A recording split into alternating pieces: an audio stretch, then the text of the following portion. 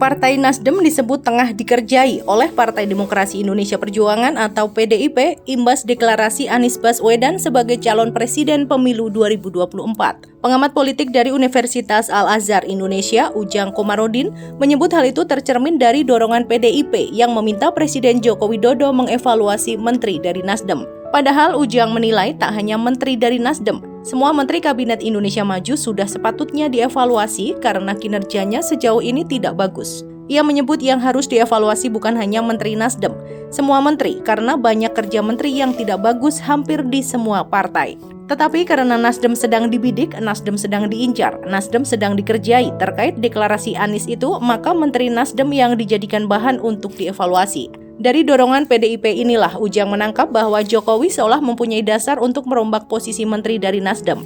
Jika skema itu benar-benar direalisasikan Jokowi, kata Ujang, maka perombakan kabinet kali ini dilakukan karena murni urusan politik. Sebagai informasi, ada 3 wakil Nasdem yang mewarnai Kabinet Indonesia Maju.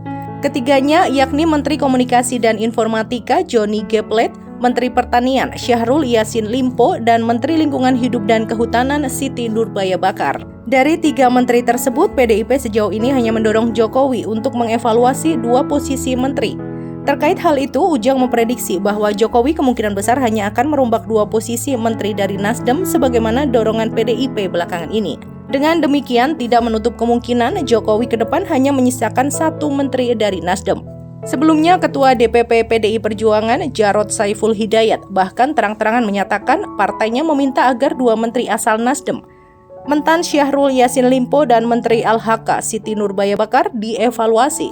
Menurut Jarod, evaluasi perlu dilakukan untuk memastikan para menteri bekerja menuntaskan janji-janji kampanye Jokowi. Terbaru, Jokowi meminta publik menunggu keputusannya ketika ditanya mengenai wawancara perombakan kabinet.